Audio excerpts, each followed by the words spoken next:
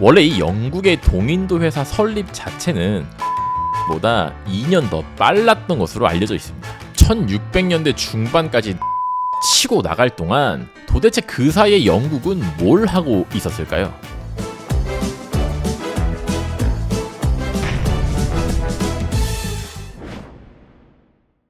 안녕하세요. 쉽지만 깊이 있게 과학관 세계사의 춘닥터입니다. 자, 지난 시간에는 영국이 어떻게 세계를 지배하였는가 그 첫 번째 이야기를 해봤는데요. 일단 영국은 유럽 대륙과 아주 가까이 붙어있는 섬나라였다. 그렇기 때문에 필요할 때는 이 유럽 대륙의 장점을 영국이 가까이서 흡수하기가 용이했죠. 하지만 또 유럽 대륙의 상황이 좀 안 좋을 때는 약간 떨어져 있는 섬나라의 특성을 이용해서 거리를 두기도 했습니다. 이런 식으로 영국은 자신들의 이런 지리적인 특징을 최대한 활용을 했던 나라였죠. 그리고 1588년 영국은 그 유명한 스페인의 무적 함대를 드디어 물리치면서 본격적으로 바다의 패권을 가져가기 시작합니다. 자, 이렇게 저번 시간에는 간단히 이런 내용들을 다뤄봤는데요. 사실 이 영국이란 나라는 굉장히 단안하고 아주 입체적인 제국이거든요. 그래서 굉장히 할 말이 많기 때문에 오늘도 역시 이 영국이 바다의 패권을 또 어떤 방식으로 가져가게 되었는지 그 부분을 중점적으로 다뤄보도록 하겠습니다. 기대해 주시고요. 바로 시작하시죠.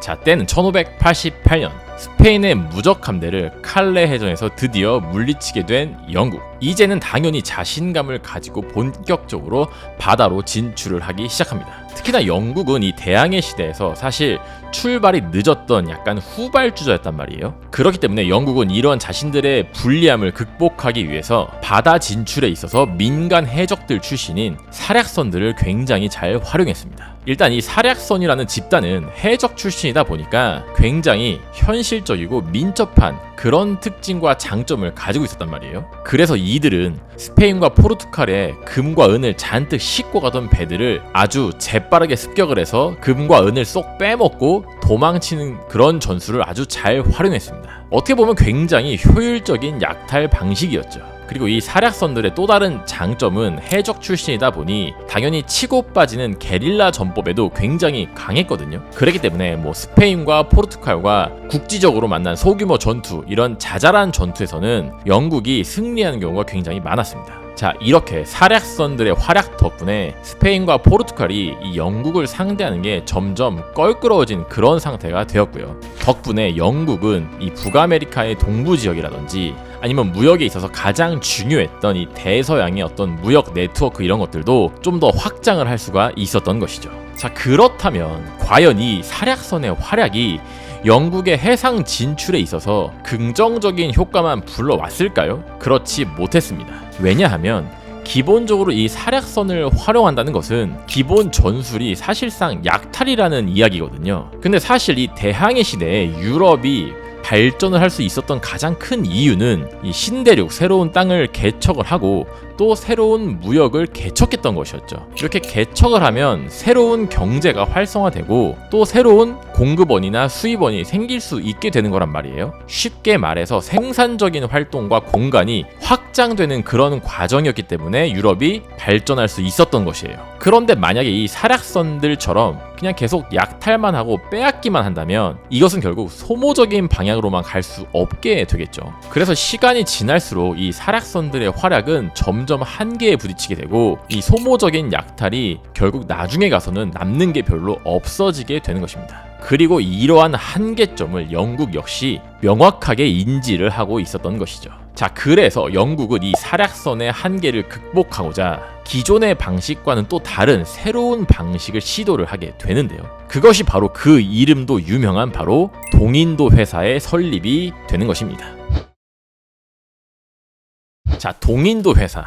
역사를 좋아하시는 분들이라면 한 번쯤은 들어봤을 이름인데요. 그런데 사실 이 동인도 회사의 원조가 영국이 아니라 주인공이 따로 있었다는 사실을 혹시 알고 계신가요? 그 주인공은 바로 네덜란드였습니다. 사실 이 네덜란드의 동인도 회사 설립은 이 세계 역사 중에서도 굉장히 중요한 사건 중에 하나인데요. 그 이유는 바로 이 네덜란드가 세운 동인도 회사가 이 세계 최초의 주식 회사였기 때문입니다. 일단 이 고대 시대나 중세 시대를 보시면 당연히 이 회사라는 개념 자체가 없던 시대였단 말이에요. 결국 먹고 살기 위해서는 농사를 짓거나 아니면 전쟁을 일으켜서 남의 것을 빼앗는 수밖에 없었습니다. 하지만 중세를 넘어가면서 유럽은 자신들의 활로를 찾기 위해 대항해 시대라는 것을 시작하였죠. 그리고 이 대항해 시대는 당연히 무역을 중요시했던 시대가 되니까 돈의 흐름이 농업에서 상업으로 흐름이 변하는 그런 시대였다고 보시면 됩니다. 말 그대로 땀 흘려서 농사를 짓는 것보다 새로운 항로를 개척하고 거기서 무역이 잘만 되면 농업에 비해 훨씬 더 큰 돈을 벌 수 있던 그런 시대로 변하게 된 것이죠. 그리고 당연히 이런 시대에는 농부들보다 이제 상업으로 성공하게 된 거대 상인들이 많이 등장을 하게 되겠죠. 그렇기 때문에 이 신흥 강자라고 불릴 수 있는 새로운 계층이 바로 이 상인들로 점점 형성을 하게 된 것입니다. 시대가 변한 것이죠. 그리고 이런 상인들 세력의 정점에 있던 나라가 있었으니 그게 바로 네덜란드가 되는 것입니다. 간단히 살펴보면 상인들이 스페인으로부터 독립을 해서 나라를 만들게 된 그런 국가라고 보시면 되거든요. 그래서 네덜란드는 굉장히 작은 나라였지만 당연히 그 어떤 나라들보다 돈의 흐름을 잘 읽을 수 있었고 그 덕에 상업과 금융이 굉장히 발달을 하게 됩니다. 자, 이렇게 되다 보니 이 네덜란드 사람들은 항해를 통한 무역에 대해서 리스크를 고민하기 시작하게 되는 것이죠. 쉽게 말해서 저 멀리 인도까지 항해를 해야 된다고 생각을 했을 때 사실 이 인도까지의 무역에 끝까지 성공하는 완주하는 배들이 많지는 않았단 말이에요. 사실 그도 그럴 게 워낙 먼 거리에 과학과 의학이 발전하지 않았던 시대니까 폭풍우를 만날 수도 있고 아니면 해적들을 만나서 털릴 수도 있고 선원들이 질병에 걸려서 죽을 수도 있었겠죠. 그래서 네덜란드 사람들은 이런 식으로 생각을 하게 됩니다. 가만 보자. 배가 10척이 무역을 떠났다고 하면 그 중에 어떤 배가 살아 돌아올지 도대체 알 수가 없잖아. 이렇게 되면 차라리 배 10척을 한꺼번에 전체를 묶어서 다 같이 이 10척에 함께 투자를 하는 게 어때? 그리고 만약에 10척 중에 몇 척이라도 살아 돌아오게 되면 그 수익을 다 같이 똑같이 나누게 되는 거지. 이렇게 되면 내가 배 하나에 투자했을 때보다 훨씬 더 리스크를 줄일 수 있고 안정적인 수익을 얻을 수 있게 되는 것이잖아. 이렇게 누구보다 돈에 밝았던 네덜란드의 상인들은 점점 많이 모여서 한꺼번에 투자하는 형태로 진화를 하게 되는 것이죠. 조금씩 이런 상인들의 모임이 무역회사 형태로 발전을 하게 되고 특히나 이 상인들의 나라였던 네덜란드는 이 여러 개의 무역회사를 아예 통째로 하나로 통합시켜 버리거든요. 그것이 바로 세계 최초의 주식회사로 알려진 네덜란드의 동인도 회사 VOC가 되는 것입니다. 특히나 이 네덜란드는 워낙 돈과 금융이 발전한 나라다 보니까 투자를 통해서 이 주식이라는 개념을 만들었고 이 수도였던 암스테르담에 증권 거래소까지 만들게 된 상황이었어요. 그렇기 때문에 이 네덜란드의 동인도 회사인 VOC는 정식으로 주식을 발행했던 회사였고 투자자들은 이 주식을 자유롭게 사고 팔 수 있는 행위가 가능했던 것입니다. 말 그대로 이 네덜란드를 통해서 이 세계의 금융이 혁명이 일어난 것이고 세계 최초의 주식회사가 탄생을 할 수 있었던 것이죠.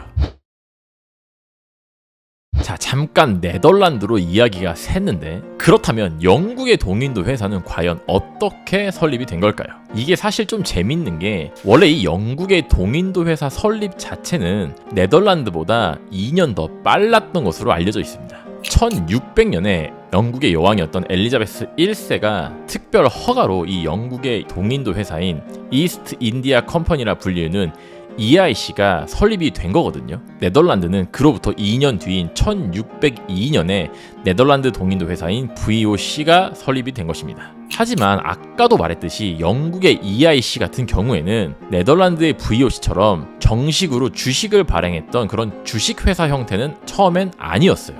자, 상인들의 나라였던 네덜란드 최초로 주식도 발행하고 증권 거래소도 운영을 했잖아요. 안정적으로 거래도 할 수 있고 장기적인 수익도 훨씬 더 잘 나올 수 있는 형태였기 때문에 일반 투자자라면 VOC의 투자를 더 많이 했을 것입니다. 그리고 이렇게 투자가 잘 이루어진다? 이것은 당연히 회사가 성장하기가 훨씬 유리했겠죠. 그래서 1600년대 초반에는 네덜란드의 VOC가 영국의 EIC를 훨씬 더 앞서갈 수 있게 되는 것이었습니다. 자, 그렇다면 영국의 EIC는 도대체 어떤 형태의 회사였냐? 사실 처음에는 그냥 영국의 일반 무역업자들이 모여서 그거를 영국 왕실이 뒤에서 지원해준 형태로 시작을 했다고 알려져 있어요. 그래서 어떤 대규모 항해가 있을 때마다 그때그때 돈을 모아서 항해가 끝나게 되면 다시 돈을 나누어 가지는 그런 어떤 단기 프로젝트성 사업을 진행했던 것이죠. 그리고 당연히 이런 식으로 단기 투자만 가능한 형태면 장기 투자가 가능했던 VOC가 훨씬 더 유리하고 성장도 훨씬 빨랐습니다. 그래서 실제로 이 1600년대 초중반에 이르러서는 초기 대항해 시대의 강자들이었던 스페인과 포르투갈이 밀려나가게 되고 네덜란드가 바다의 패권을 주름잡게 되는 것이죠. 자, 그렇다면 이 1600년대 중반까지 네덜란드가 치고 나갈 동안 도대체 그 사이에 영국은 뭘 하고 있었을까요? 사실 영국도 이 EIC를 설립한 이후에 차근차근 자신들만의 활로를 개척하고 있었습니다. 일단 네덜란드만큼 혁신적인 그런 회사는 아니었지만 기본적으로 영국도 이 EIC의 경영진 출신들이 민간 상인들이었거든요. 이렇게 되면 어떤 스페인과 포르투갈 같이 국가가 직접 운영하는 그런 업체들보단 훨씬 더 실리를 추구하고 융통성이 있었습니다. 그렇기 때문에 네덜란드를 아직 따라잡을 수준은 아니었어도 스페인과 포르투갈을 시간이 지날수록 점점 영국의 EIC가 제껴내기 시작한 것이죠. 게다가 영국은 아까도 말을 했듯이 사략선이라는 이 민간 해적 출신의 함대까지 가지고 있었단 말이에요. 그런데 영국이 EIC를 국가 차원에서 직접 지원을 해줬기 때문에 이 EIC에게 군사력까지도 지원해줄 수 있는 그런 형태를 가지게 되었습니다. 이렇게 되면서 점점 영국은 네덜란드와의 격차를 조금씩 좁혀나가게 된 것이고 1600년대 중반에 이르러서는 최강자의 자리를 놓고 라이벌전을 시작하게 되는 것이죠. 자, 일단 네덜란드는 애초에 금융이 워낙 발달하고 회사의 시스템도 앞서갔었기 때문에 이 VOC를 앞세워서 세계의 무역을 거의 독점하다시피 했었거든요. 하지만 영국은 이런 네덜란드의 장점을 자신들만의 것으로 차근차근 모방을 하기 시작합니다. 그리고 그 모방이 다른 나라들에 비해서 빨리 할 수 있었던 이유는 상인들의 나라였던 네덜란드만큼은 아니었지만 영국 역시 굉장히 실용주의와 실리주의를 기본적으로 잘 활용할 줄 알았던 나라였기 때문이죠. 그래서 결국 영국은 1657년에 드디어 이 EIC 회사도 정식 주식 회사로 변환을 하는데 성공을 하게 됩니다. 그리고 1694년에는 영국의 은행의 원형이라 할 수 있는 영란은행을 설립하게 되었고 1698년에는 런던에 주식을 거래할 수 있는 증권 거래소까지 만들게 되면서 결국 이 금융의 인프라까지도 네덜란드를 거의 따라갈 수 있는 수준에 이르게 된 것이죠. 이렇게 영국은 처음에는 대항해 시대에서 굉장히 뒤처져 있던 후발주자였지만 종교로부터 분리하는 데도 빨리 성공을 했었고 민간 해적들 출신을 활용해서 해군도 강화를 했었죠. 지리적으로도 굉장히 활용을 잘했고 자신들만의 가장 강점이었던 이 실용주의를 바탕으로 차근차근 성장을 하게 된 것입니다. 결국 이 영국은 1600년대 중후반에 이르러서는 다른 유럽의 강대국들을 모두 제치고 드디어 최강자인 네덜란드와 한판 승부를 벌이는 위치까지 올라서게 되는 것이죠. 하지만 역시나 아직까지는 여러 가지 면에서 최첨단 금융의 강국 이 네덜란드를 영국이 따라잡기가 쉽지는 않은 상황이었는데요. 그런데 여기서 잠깐 영국은 자신들이 활용할 수 있는 비장의 카드를 하나 또 꺼내들게 됩니다. 그리고 이 비장의 카드에 관한 흥미진진한 이야기는 바로 다음 시간에 이 춘닥터가 재밌게 알려드리도록 하겠습니다.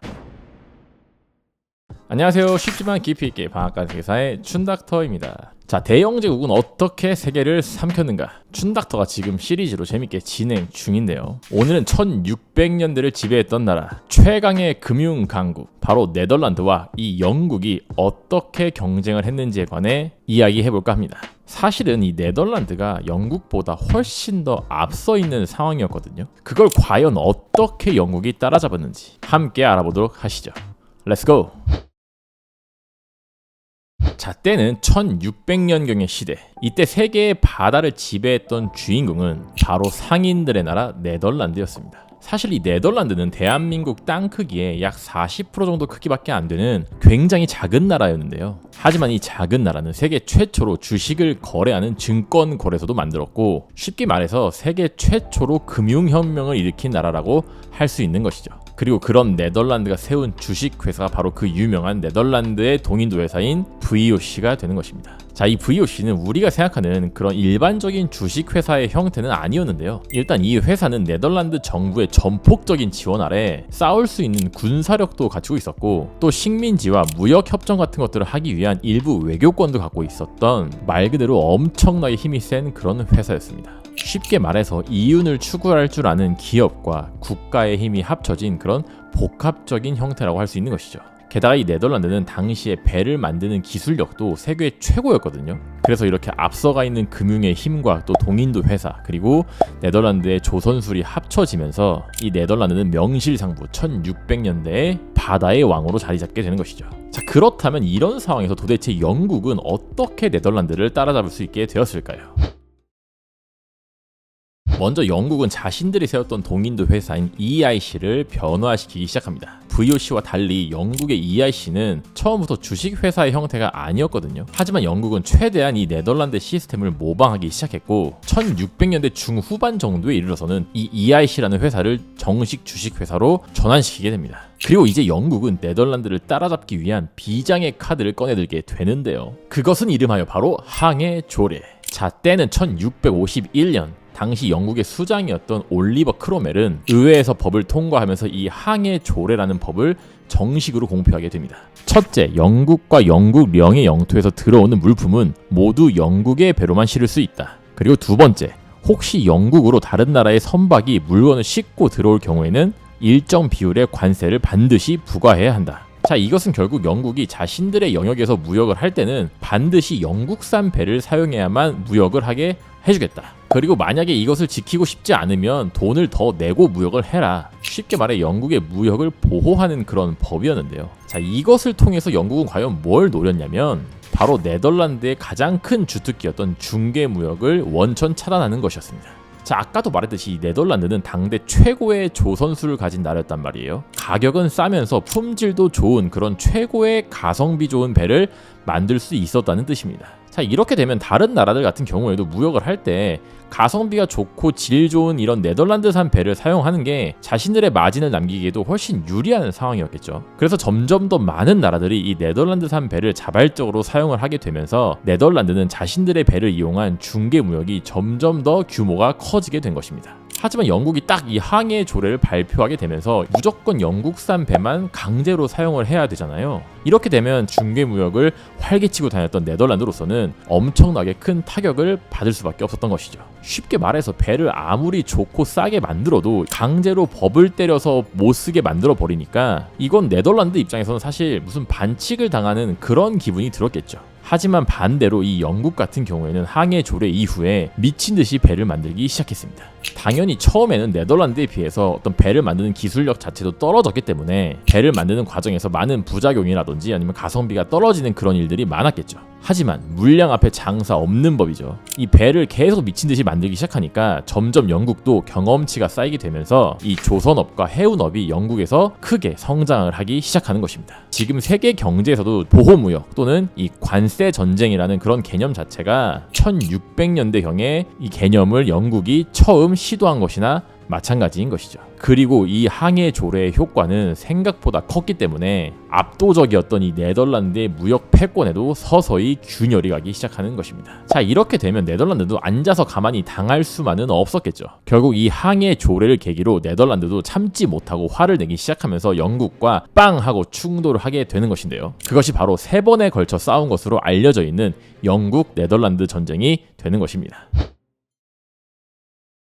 자, 아까도 말했듯이 이 1600년대는 네덜란드의 최전성기 시대였단 말이에요. 그렇기 때문에 당시의 네덜란드의 이 해군 역시도 매우 강력한 상태였습니다. 해군 전력 자체를 당시에 비교를 해봐도 영국이 네덜란드를 해군으로 상대하는 것이 쉽지 않은 상태였어요. 그래서 실제로 이 영국과 네덜란드 전쟁을 살펴보게 되면 1652년에 발발을 해서 약 20년간 총 3차례 크게 충돌을 하게 되거든요. 그런데 이 전쟁의 양상이 어느 누구 한 명이 크게 이기거나 압도한 그런 양상이 아니라 서로 엎치락 뒤치락 하면서 소모전을 이어가는 그런 양상을 많이 띠게 됩니다. 해군력이 막강했었던 네덜란드가 조금 더 우세를 점하는 경우가 더 많았다고 알려져 있어요. 그럼 영국과 네덜란드 전쟁의 승자는 그럼 네덜란드였냐? 그런데 또 그렇게 말할 수가 없었습니다. 왜냐하면 몇 가지 변화가 이 네덜란드와 영국 전쟁 사이에 나타나게 되는데요. 기존의 해군들이 싸우는 이 해전 방식은 원래는 배가 서로 가까이 붙어서 접근전을 벌이면서 백병전까지 이어지는 그런 전투 양상이 대부분이었거든요. 그런데 당시 영국의 함장이었던 블레이크 제독이라는 사람은 이렇게 생각을 하게 됩니다. 네덜란드의 해군은 배가 아주 빠르고 접근전에서도 경험이 풍부한 해군들이다. 이렇게 되면 우리 영국 해군이 네덜란드 해군을 당해낼 재간이 없다고 할 수 있지. 가만 보자. 그렇다면 차라리 싸우는 방식 자체를 바꾸는 게 어떨까? 우리가 멀리서 대포를 쏴버리면 네덜란드 해군의 배를 격침시킬 수 있고 굳이 우리가 쓸데없이 접근전을 할 필요도 없는 것 아닌가?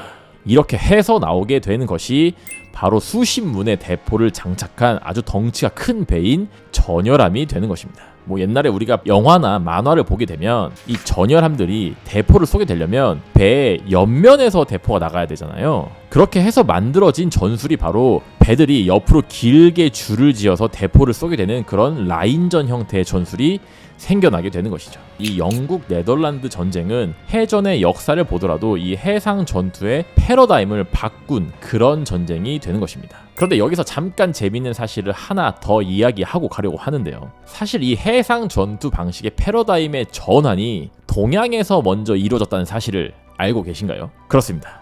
그 이름도 유명한 조선 구국의 영웅, 바로 이순신 장군이 그 주인공인 것이죠. 이순신 장군은 임진왜란에서 처음으로 판옥선에서 함포를 이용한 장거리 사격 해전 전술을 처음으로 선보이게 됩니다. 임진왜란의 첫 발발이 1592년이니까 1652년에 발발한 영국 네덜란드 전쟁에 비해서 약 60년을 앞서 있었던 것이죠. 당시 1500년대의 아시아를 살펴보면 서양보다 대항해 시대라는 개념 자체가 없었던 시대였단 말이에요. 그래서 전반적으로 동양에서 이런 함포 사격을 통한 해전의 양상이 발전하기는 더더욱 어려울 수 있는데 그만큼 이 이순신 장군 개인이 굉장히 천재적이고 혁신적인 인물이었기 때문에 가능했던 일이 아니었나 싶습니다. 자, 다시 영국 네덜란드 전쟁 이야기로 돌아가 볼게요. 아까도 말했듯이 이제는 전열함과 라인전 위주의 해전 방식으로 점점 바뀌게 되잖아요. 그 이야기는 이제 당연히 해군의 메인 전력이 점점 전열함이 된다는 뜻이겠죠. 일단 아주 무거운 대포를 싣고 그것을 견디려면 굉장히 배의 규모라든지 덩치가 커져야 됩니다.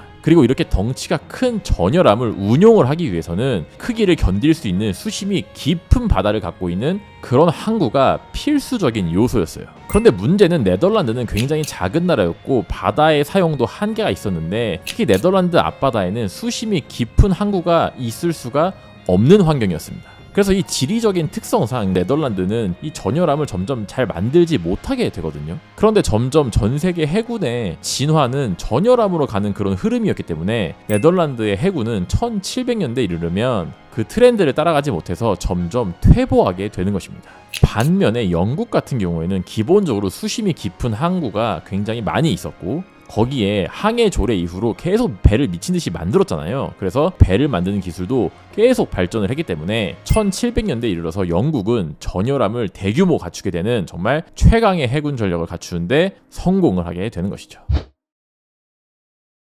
자, 그렇다면 과연 이런 이유들만으로 네덜란드가 영국에게 속절없이 밀리게 되는 것일까요? 사실 역사가들은 이 영국이 네덜란드를 제칠 수 있었던 다른 또 몇 가지 요인들이 있다고 분석을 하는데요. 첫 번째는 일단 영국이 네덜란드보다 인구도 많고 영토도 훨씬 넓은 기본적인 사이즈가 훨씬 컸다라는 점이었습니다. 굉장히 중요한 부분일 수 있는 게 이 영국 네덜란드 전쟁이 누구 하나 이긴 사람이 없는 약간 소모전 양상으로 계속 흘러갔단 말이에요. 그런데 이렇게 소모전이 길어지게 되면 영토나 인구가 적은 네덜란드 같은 경우에는 에너지가 빨리 닳게 되는 그런 부작용을 낳게 됩니다. 하지만 상대적으로 맷집이 컸던 이 영국 같은 경우에는 이 시간을 견디면서 오히려 자신들의 체질을 개선하는 데 성공하기까지 하거든요. 그리고 두 번째는 바로 국가가 전폭적으로 지원을 해주었냐, 이 부분이었습니다. 일단 네덜란드는 상인들 중심으로 이루어진 그런 나라란 말이에요. 그래서 국가 방향성 자체는 자율성을 중요시하는 그런 방향성이었습니다.